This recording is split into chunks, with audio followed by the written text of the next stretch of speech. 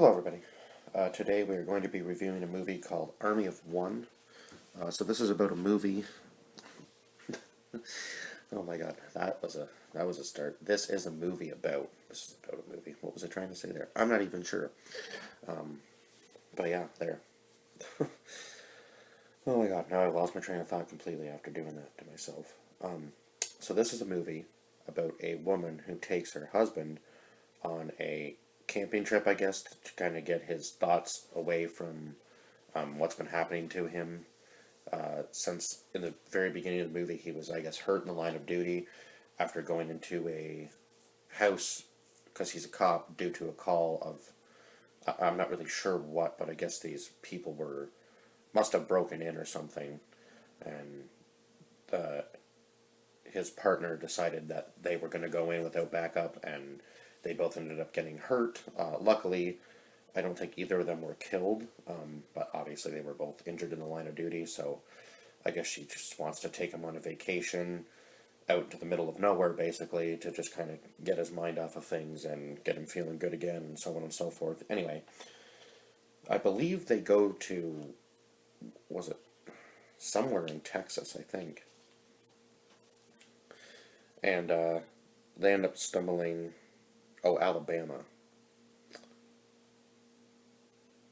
Okay, so they're in Alabama.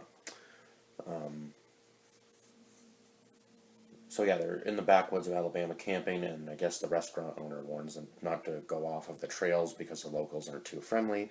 She's this restaurant owner named Mama. We don't really know that much about her, other than that's what everybody just calls her. And this guy named Butch, who had met them on the road and was yelling at her, "Will you marry me?" and so on and so forth. And she just kind of ignored him. And then later on, they stumble upon this house when it rains while they're having their walk on the trails, and they go into the house to, well,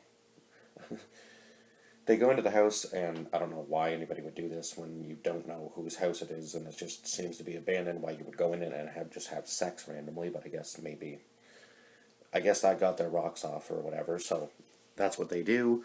And then when they're leaving, she finds a secret room, and her husband says, no, that's probably a bad idea, which it turns out to be because there was a bunch of weapons back there and drugs and so on and so forth. So I guess she stumbled upon this cartel, basically, is what the movie describes it as anyway.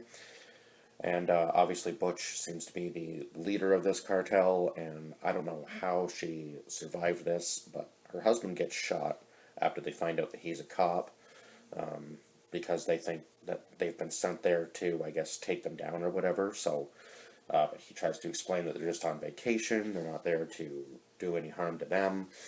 Obviously, Butch doesn't believe this and kills the two, or seemingly kills the two of them. Somehow she survived a point-blank shot to the head, not sure how. Yeah, it was just kind of a weird scenario.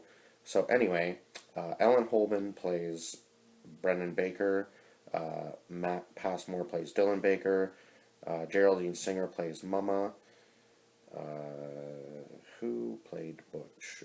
Gary Casper plays Butch.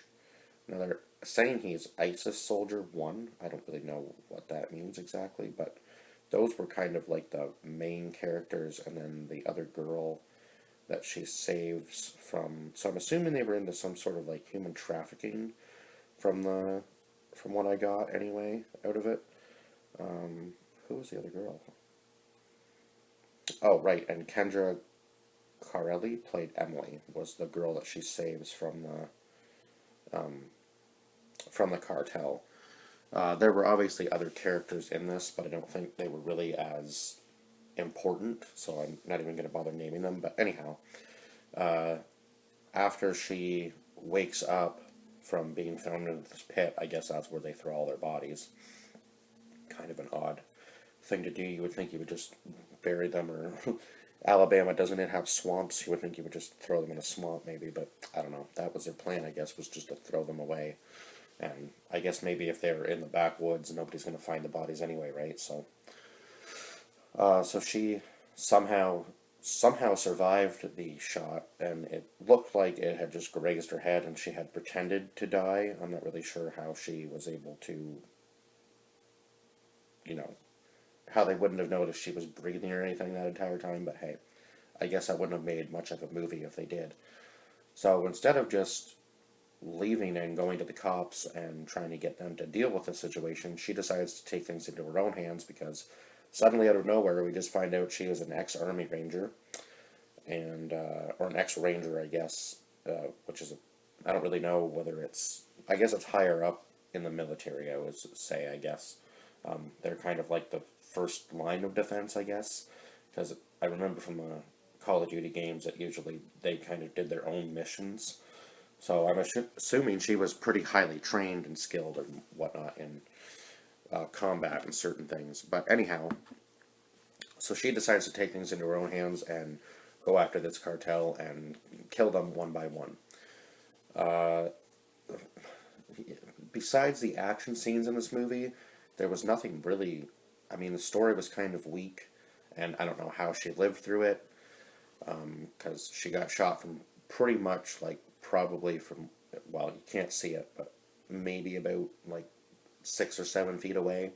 I mean, you'd have to be a really bad shot to miss that and not know, and not know that you missed it, right? Like, in order to take a second shot, like he hits the first one clean and then somehow misses her. So I don't really understand how that happened, but it did. Uh, so yeah, she goes after them. She finds these girls. Two of them die, and then Emily dies at the end of the movie because Mama kills her. And Mama seems to be like the biggest villain of them all, or I guess the leader of the cartel, basically. And what she says goes, sort of thing. Uh, but she ends up getting killed in the end of the movie because, uh, uh, yeah, Brenner comes back and shoots her after, I think, what was it, 5 or 6 months, something like that. She just assassinates her too. So, I mean, I guess the movie had the conclusion that she wanted anyway, but yeah, some of the scenes in this were just really, I don't know, it was kind of weird. Like, they would just stand there and wait for something to happen, it seemed, and the cuts and editing were kind of bad. The action scenes were okay. I guess they were kind of like the redeemable part of the movie because at least it showed that she had the skill to take on these guys. But even they weren't really shot great. Like, you could kind of tell. It was kind of weird, some of the action scenes where they would just stand there and stare at each other for an uncomfortable amount of time, it seemed, and then they would kind of decide to fight. Like, it was just very odd, and then when the cop comes to save them, he ends up getting shot in the leg, and it was like he had acted like it was the worst thing in the world to have happen, when other people were getting like shot in the like stomach and head and so on and so forth. And yeah, it was just like he gets shot in the leg and just like is in immense pain, and they just kind of stand there and wait, and then they go, "Oh my God, is everything okay?" It's just like, yeah, some of this movie was really poorly shot, and that really kind of threw the story off, I would say. And a lot of the most of the time, the bullets at least look real. Like, a lot of the shooting and stuff in this movie looked incredibly fake, and the amount of distance they were from one another half the time when they were shooting at one another, there's no way that they wouldn't have hit one another easily, especially when most of the cartel guys had like assault rifles, and they're just full on, fully automatic guns just shooting at her from like maybe 12 feet away and somehow missing her. So yeah, it was just kind of goofy in that sense. And it is kind of funny because the main girl who was in this movie, Ellen Holman, who played Brennan Baker, has been in other bigger roles. So I was actually kind of shocked to go onto her page and find out she had been in the new Matrix movie, this movie called Love and Monsters, which I still have to watch. She was in Spartacus, so I was just kind of like, what exactly? I guess maybe she just kind of took this role. She's been in like shows like Hawaii Five-0 and NCIS, 911. Like, she's been in some bigger roles, so I was kind of shocked that, yeah, kind of shocked to see that, and then her in this movie. just kind of seemed like she just kind of maybe took the role. I'm not really sure. But yeah, I gave this movie a 3 out of 10 because the storyline was just kind of weak, I guess, especially maybe after watching the Revenge movie, because it was just so much superior to this, and this was kind of a similar storyline, I guess minus the girl having a husband in the Revenge movie, but yeah, kind of a similar storyline. It just felt like this movie was kind of just, this is what's going to happen, and we're just going to kind of shoot it. It almost felt like they were trying to do a one-take movie and just kind of failed at it. That's kind of what it felt like. But yeah, the best thing in this movie was the action scenes, really, and even they were not the best. So yeah, I can only really give this movie a 3 out of 10 just because of that. I would, I mean, go watch it for yourself and see. This was almost close to a B-rated movie, I would say, but not close enough to make it a B-rated movie, I don't think.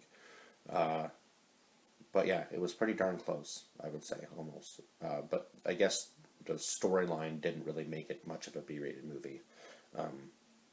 And they were trying to actually take themselves seriously in this movie, it seemed, even though some of the scenes came off as goofy. But anyhow, that's it for this review, and I will see you guys in the next one. Bye-bye for now.